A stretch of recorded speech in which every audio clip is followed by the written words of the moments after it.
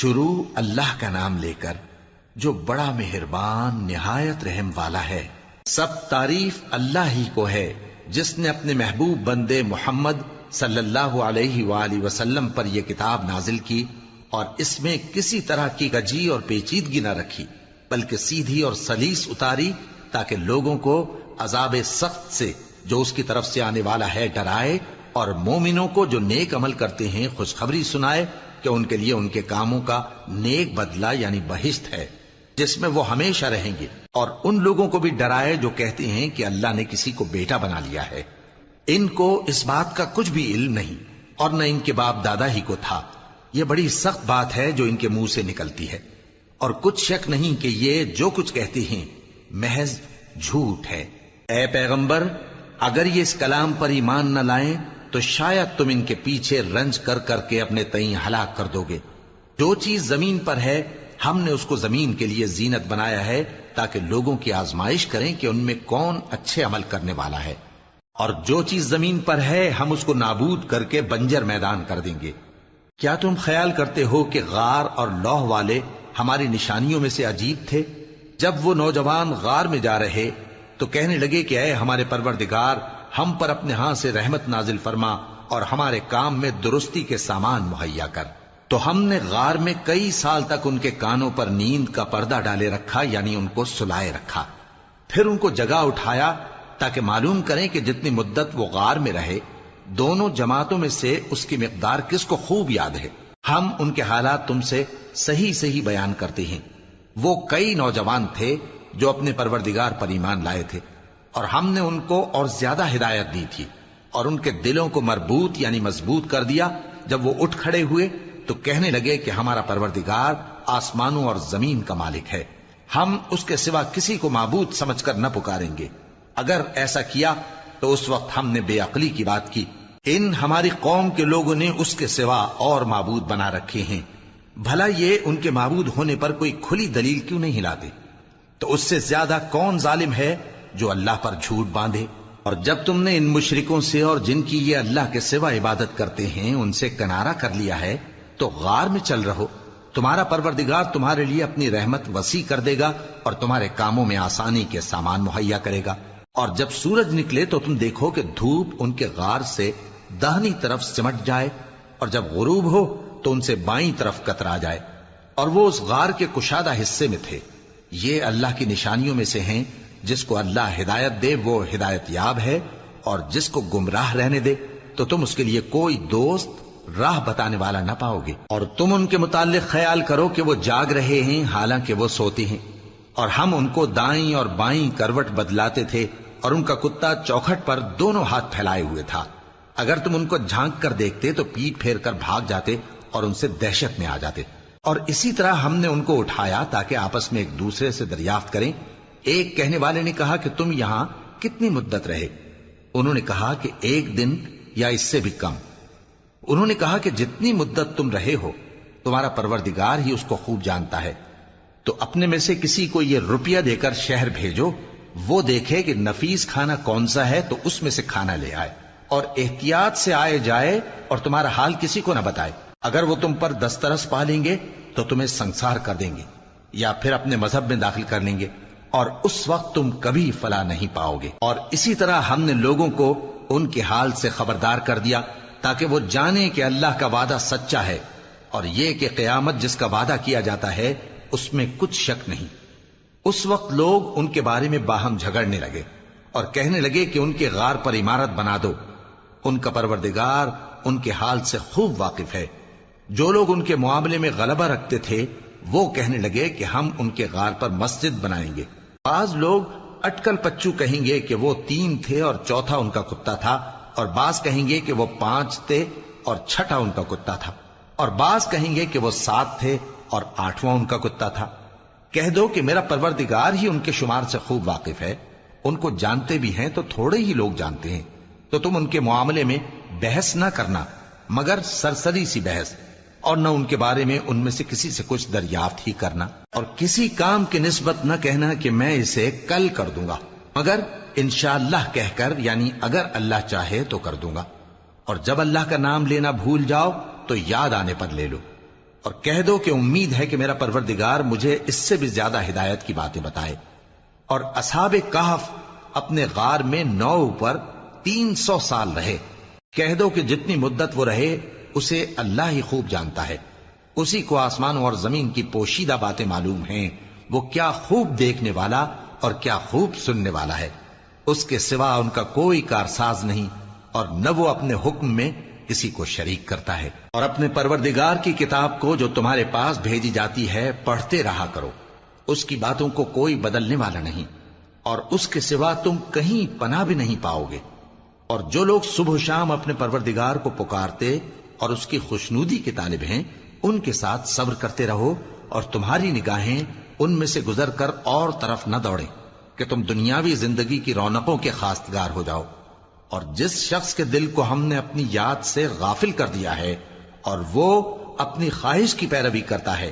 اور اس کا کام حد سے بڑھ گیا ہے، اس کا کہا نہ ماننا۔ اور کہہ دو کہ لوگوں، یہ قرآن تمہارے پروردگار کی طرف سے برحق ہے، تو جو چاہے ایمان لائے اور جو چاہے کافر رہے۔ ہم نے ظالموں کے لیے دوزخ کی آگ تیار کر رکھی ہے جس کی قناتیں ان کو گھیر رہی ہوں گی، اور اگر فریاد کریں گے تو ایسے کھولتے ہوئے پانی سے ان کی داد رسی کی جائے گی جو پگھلے ہوئے تانبے کی طرح گرم ہوگا، اور جو ان کے چہروں کو بھون ڈالے گا۔ ان کے پینے کا پانی بھی برا اور آرام گاہ بھی بری۔ اور جو ایمان لائے اور کام بھی نیک کرتے رہے تو ہم نیک کام کرنے والوں کا اجر ضائع نہیں کرتے۔ ایمان لائے اور کام بھی نیک کرتے رہے تو ہم نیک کام کرنے والوں کا اجر ضائع نہیں کرتے۔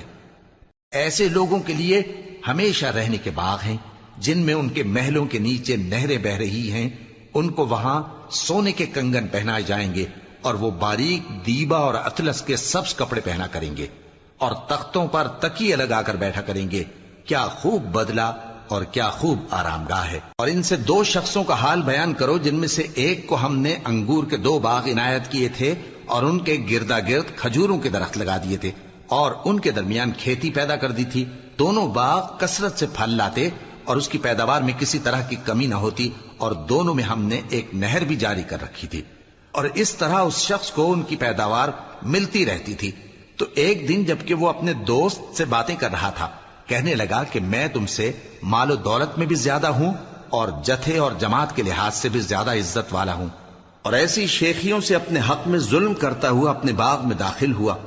کہنے لگا کہ میں نہیں خیال کرتا کہ یہ باغ کبھی تباہ ہو، اور نہ خیال کرتا ہوں کہ قیامت برپا ہو، اور اگر میں اپنے پروردگار کی طرف لوٹایا بھی جاؤں تو وہاں ضرور اس سے اچھی جگہ پاؤں گا۔ تو اس کا دوست جو اس سے گفتگو کر رہا تھا کہنے لگا کہ کیا تم اس ذات سے کفر کرتے ہو جس نے تم کو مٹی سے پیدا کیا، پھر نطفے سے، پھر تمہیں پورا آدمی بنایا؟ مگر میں تو یہ کہتا ہوں کہ اللہ ہی میرا پروردگار ہے، اور میں اپنے پروردگار کے ساتھ کسی کو شریک نہیں کرتا۔ اور جب تم اپنے باغ میں داخل ہوئے تو تم نے ما شاء اللہ لا قوت الا باللہ کیوں نہ کہا؟ اگر تم مجھے مال و اولاد میں اپنے سے کمتر دیکھتے ہو تو عجب نہیں کہ میرا پروردگار مجھے تمہارے باغ سے بہتر عطا فرمائے، اور تمہارے اس باغ پر آسمان سے آفت بھیج دے تو وہ صاف میدان ہو جائے، یا اس باغ کی نہر کا پانی گہرائی میں اتر جائے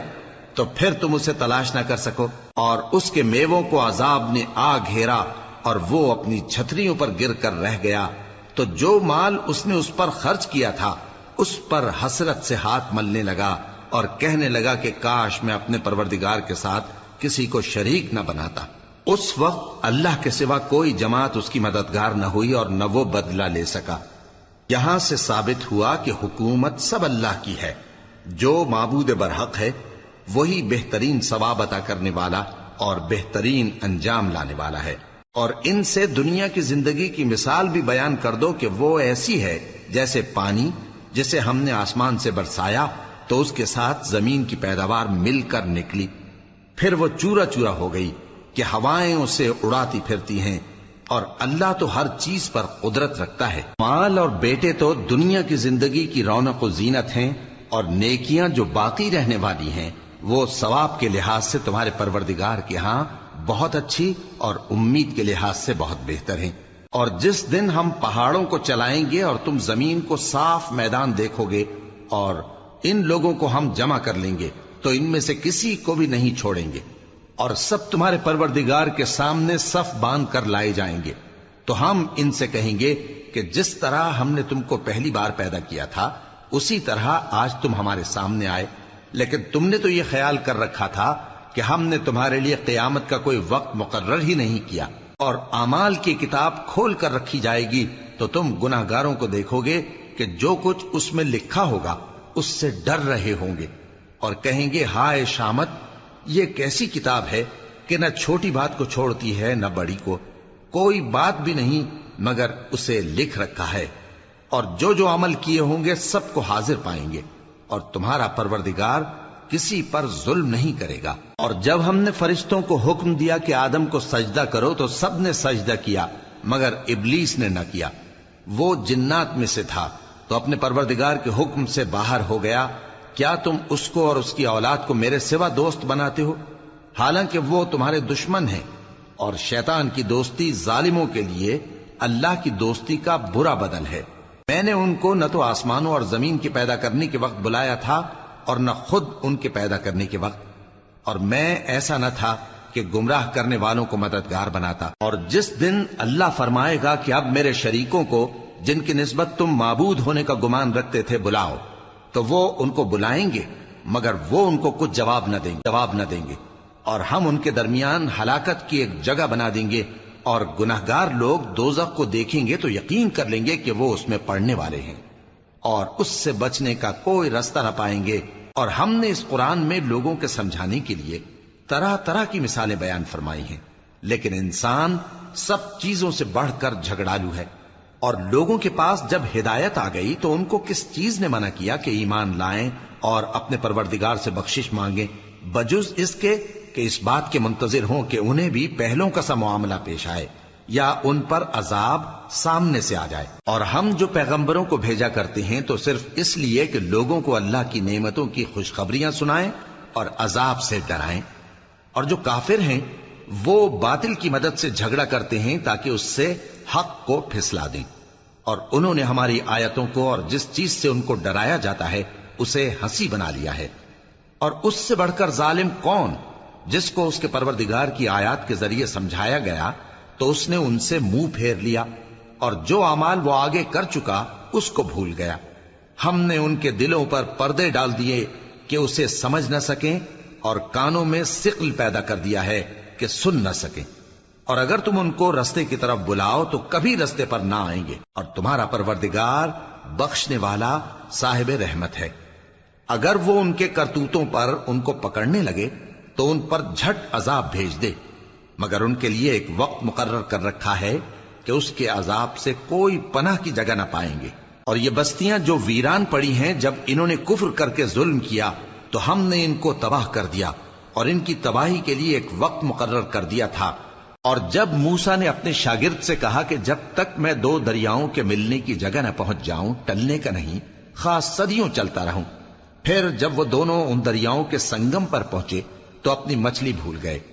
پھر اس مچھلی نے دریا میں سرنگ کی طرح اپنا راستہ بنا لیا۔ جب آگے چلے تو موسیٰ نے اپنے شاگرد سے کہا کہ ہمارا کھانا لاؤ، اس سفر سے ہم کو بہت تکان ہو گئی ہے۔ اس نے کہا کہ بھلا آپ نے دیکھا کہ جب ہم نے اس چٹان کے پاس آرام کیا تھا تو میں مچھلی وہیں بھول گیا، اور مجھے آپ سے اس کا ذکر کرنا شیطان نے بھلا دیا، اور اس مچھلی نے عجیب طرح سے دریا میں اپنا راستہ بنایا۔ موسیٰ نے کہا یہی تو وہ مقام ہے جسے ہم تلاش کرتے تھے، تو وہ اپنے پاؤں کے نشان دیکھتے دیکھتے لوٹ گئے۔ وہاں انہوں نے ہمارے بندوں میں سے ایک بندہ دیکھا جس کو ہم نے اپنے ہاتھ سے رحمت خاص سے نوازا تھا اور اپنے پاس سے ایک خاص علم بخشا تھا۔ موسیٰ نے ان سے، جن کا نام خضر تھا، کہا کہ جو علم اللہ کی طرف سے آپ کو سکھایا گیا ہے، اگر آپ اس میں سے مجھے کچھ بھلائی کی باتیں سکھائیں تو میں آپ کے ساتھ رہوں۔ خضر نے کہا کہ تم میرے ساتھ رہ کر صبر نہیں کر سکو گے، اور جس بات کی تمہیں خبر ہی نہیں اس پر صبر کر بھی کیسے سکتے ہو؟ موسیٰ نے کہا اللہ نے چاہا تو آپ مجھے صابر پائیے گا، اور میں آپ کے ارشاد کے خلاف نہیں کروں گا۔ خضر نے کہا اگر تم میرے ساتھ رہنا چاہو تو شرط یہ ہے مجھ سے کوئی بات نہ پوچھنا جب تک میں خود اس کا ذکر تم سے نہ کروں۔ تو دونوں چل پڑے، یہاں تک کہ جب کشتی میں سوار ہوئے تو خضر نے کشتی کو پھاڑ ڈالا۔ موسیٰ نے کہا کیا آپ نے اس کو اس لیے پھاڑا ہے کہ سواروں کو غرق کر دی؟ یہ تو آپ نے بڑی عجیب بات کی۔ خضر نے کہا کیا میں نے نہیں کہا تھا کہ تم میرے ساتھ صبر نہ کر سکو گے؟ موسیٰ نے کہا کہ جو بھول مجھ سے ہوئی اس پر مواخذہ نہ کیجیے اور میرے معاملے میں مجھ پر مشکل نہ ڈالیے۔ پھر دونوں چلے، یہاں تک کہ رستے میں ایک لڑکا ملا تو خضر نے اسے مار ڈالا۔ موسیٰ نے کہا کہ آپ نے ایک بے گناہ شخص کو ناحق بغیر قصاص کے مار ڈالا، یہ تو آپ نے بری بات کی۔ خضر نے کہا کیا میں نے نہیں کہا تھا کہ تم سے میرے ساتھ صبر نہیں ہو سکے گا؟ انہوں نے کہا کہ اگر میں اس کے بعد پھر کوئی بات پوچھوں یعنی اعتراض کروں تو مجھے اپنے ساتھ نہ رکھیے گا کہ آپ میری طرف سے عذر کے قبول کرنے میں حد کو پہنچ گئے ہیں۔ پھر دونوں چلے، یہاں تک کہ گاؤں والوں کے پاس پہنچے اور ان سے کھانا طلب کیا۔ انہوں نے ان کی ضیافت کرنے سے انکار کیا۔ پھر انہوں نے وہاں ایک دیوار دیکھی جو گرا چاہتی تھی تو خضر نے اس کو سیدھا کر دیا۔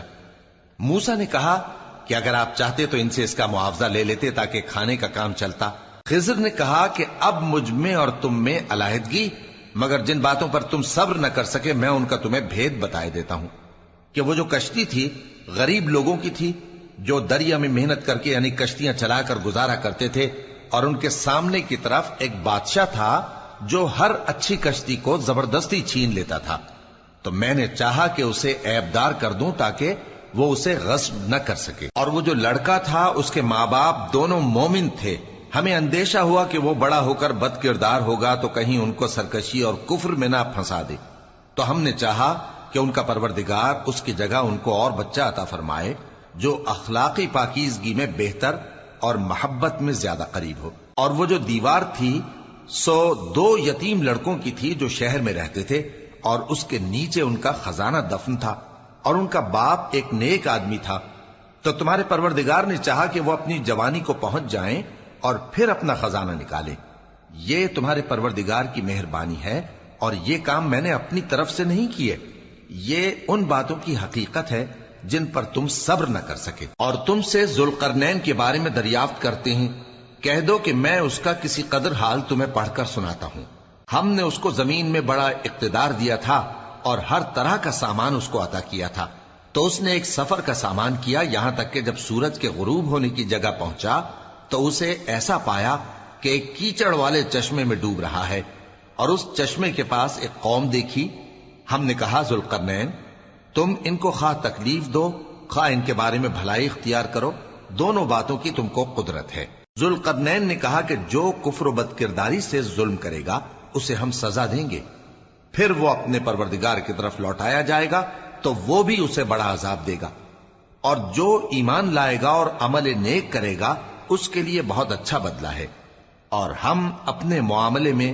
اس سے نرم بات کہیں گے۔ پھر اس نے ایک اور سامان سفر کیا،